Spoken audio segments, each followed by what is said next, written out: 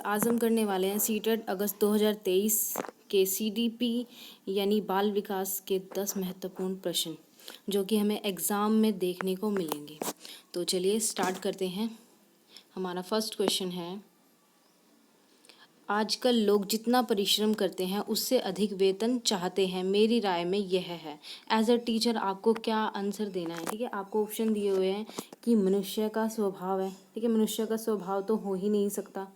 ठीक है, क्यों नहीं हो सकता? क्योंकि कुछ लोग जो है अपनी मेहनत की मांगते हैं और कुछ जो है अपनी मेहनत से कहीं अधिक ऊपर मांगते हैं, तो ये जो है उसका स्वभाव नहीं हो सकता। ठीक है, उसके बाद है आर्थिक प्रगति का संकेत है, यानी आर्थिक प्रगति का संकेत भी जो है ये नहीं हो सकता। क्योंकि अगर आर्थिक प्रगति है तो जितना आप करोगे उतने ही आपको जो है जो सैलरी है, वेतन है, वो मिलेगा। ठीक है, यानी कि आपके काम के अनुसार आपको वो मिलेगा। ये तो नहीं है कि आपका जो मालिक है वो आपने काम अच्छा किया तो आपको और अधिक देगा।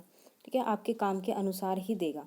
अगर आपने आर्थिक प्रगति की है तो एक बार जो आपकी सैलरी है, तो अगर आर्थिक प्रगति आपने की है तो वो 10 से बढ़कर जो है अगले साल या 11,000 हो जाएगी या 12,000 हो जाएगी। ठीक है, वो आपके काम के अकॉर्डिंग है, तो ये भी ये नहीं हो सकता। उसके बाद है सामाजिक अन्याय है। ठीक है, ये जो पॉइंट है ये बिल्कुल वैलिड होता है, क्योंकि सामाजिक अन्याय तो है ही।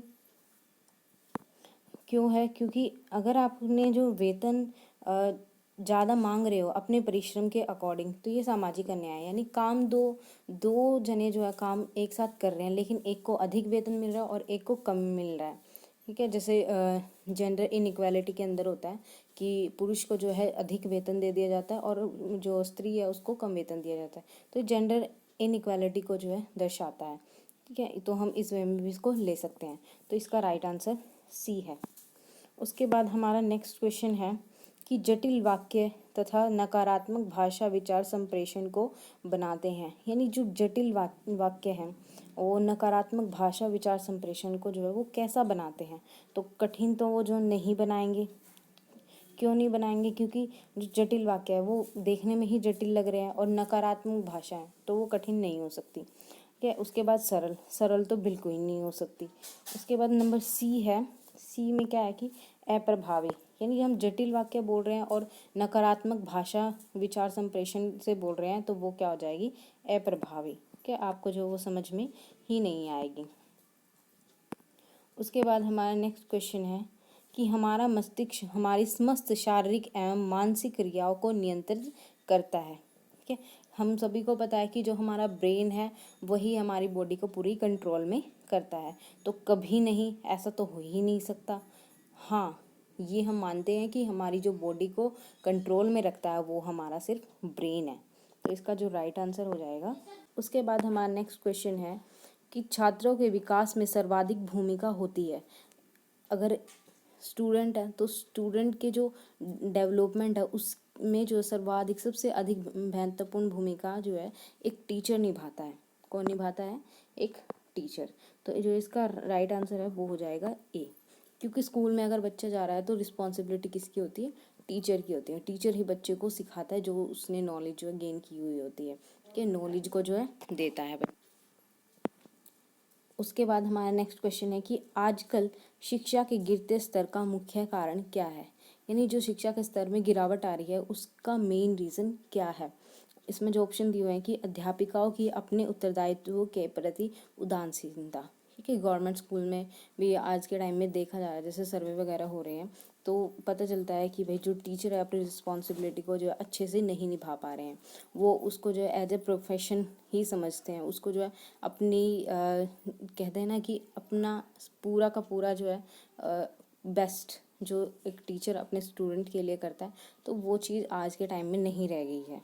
ठीक है, तो हम इसका कारण मान सकते हैं। दूसरा कारण क्या है कि भाई राजनीति हस्तक्षेप। ठीक है, स्कूल में राजनीति हस्तक्षेप जो है वो बिल्कुल भी नहीं हो सकता, क्योंकि उससे कोई उस चीज़ पे उसका असर नहीं पड़ेगा। छात्रों की अनुशासनहीनता, यदि टीचर जो अच्छा पढ़ाएगा तो छात्र जो है अनुशासनहीन नहीं होंगे।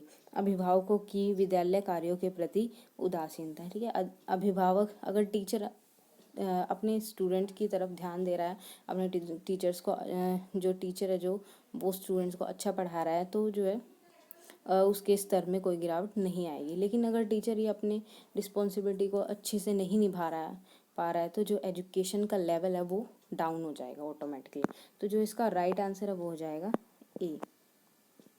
उसके बाद हमारा नेक्स्ट क्वेश्चन है कि आप जानते हैं कि सही बात कहने से परेशानियां आती है। तो हमें लगता है कि हम सही बात कह रहे हैं और फिर भी परेशानी आ रही है, तो हमें क्या करना चाहिए ऐसी कंडीशन के अंदर। तो एज अ टीचर भी आपको यहाँ पे आंसर देना है कि अवसर देखकर ही कोई बात कहनी चाहिए। यानी ये देखना चाहिए कि हाँ, मुझे अब लगता है कि ये राइट टाइम है, अब ये बात कहनी चाहिए, या फिर ये सही बात करते रहना चाहिए। क्योंकि आप अगर पॉजिटिव पॉजिटिव बोलते हो तो कहीं ना कहीं सामने वाला भी जो है वो पॉजिटिव सोचने लगता है। तो जो इसका राइट आंसर है वो हो जाएगा बी, क्योंकि आपको हमेशा अपने थिंकिंग को जो है पॉजिटिव रखना है। उसके बाद नेक्स्ट क्वेश्चन है कि सूचनाओं एवं ज्ञान की प्राप्ति है कि सूचनाओं और ज्ञान की प्राप्ति, ये हमने नॉलेज एंड करिकुलम में पढ़ा है कि आप जो है सूचना और ज्ञान को किस लिए प्राप्त करते हो, सीखने की योग्यता के लिए। ये तो बिल्कुल ही इजी क्वेश्चन है। उसके बाद है नेक्स्ट क्वेश्चन कि पेडागोजी कहलाता है। हम जो पेडागोजी पूरी बीएड के दौरान पढ़ते हैं कि ये पेडागोजी सब्जेक्ट है, pedagogy of English, pedagogy of social science, ठीक है, pedagogy of Hindi, pedagogy of mathematics. तो हम ये सब पढ़ते हैं, तो ये है क्या, इसका मेन मोटिव क्या है कि जो आप टीचिंग लर्निंग और जो कराते हो वो चीज़ है इसके अंदर। तो इसके अंदर आएगा कि शिक्षण, अधिगम, विज्ञान एवं कला दोनों, कि ये जो आपको बेसिक सिखाया जाता है कि आपको, जैसे आप पेडागोजी ऑफ इंग्लिश के टीचर हो तो आपको बताया जाता है कि आप इंग्लिश को कैसे टीच करोगे, कि how to teach English as a teacher. और अगर मैथमेटिक्स के हो तो मैथमेटिक्स जो आप उस कैसे पढ़ाओगे अपने स्टूडेंट्स को। तो वो सब चीज़ें जो पेडागोजी के अंदर आती है। उसके बाद नेक्स्ट क्वेश्चन है कि यह कहना कि मैं अच्छी तरह कार्य नहीं कर सकूँगा प्रतीक होता है। यानी आप जो है खुद ही कह रहे हो कि आई कांट डू दिस, कि मैं इस काम को जो अच्छे तरह नहीं कर सकते या मैं नहीं कर सकती। तो आप जो है अपनी कमजोरी को दिखा रहे हैं यहाँ पे, ठीक है, अपनी अक्षमता को जो है आप दिखा रहे हैं। ये नहीं है कि आप जो है कोई काम कर ही नहीं सकते। अगर कोई अपनी पॉजिटिव थिंकिंग, अपनी जो एबिलिटी है उसको पहचानता है और काम करने की क्षमता रखता है तो वो जो है काम को कर देता है। तो इसका जो राइट आंसर है वो है बी। उसके बाद नेक्स्ट क्वेश्चन है हमारा कि निम्नलिखित में से कौन सी एक दृश्य श्रव्य सामग्री है। ये तो सबसे ही इजी क्वेश्चन है कि जैसे टेप रिकॉर्डर में क्या है, सुनाई देता है हमें सिर्फ। रेडियो भी श्रव्य साधन है। प्रोजेक्टर में भी जो है लगभग श्रव्य साधन ही है क्या। लेकिन जो दूरदर्शन यानी टेलीविज़न है वो क्या है, एक दृश्य श्रव्य साधन है। तो ये हमारा राइट आंसर हो गया। उसके बाद थैंक यू। यानी आपको मेरी वीडियो पसंद आई हो तो please like, subscribe and share.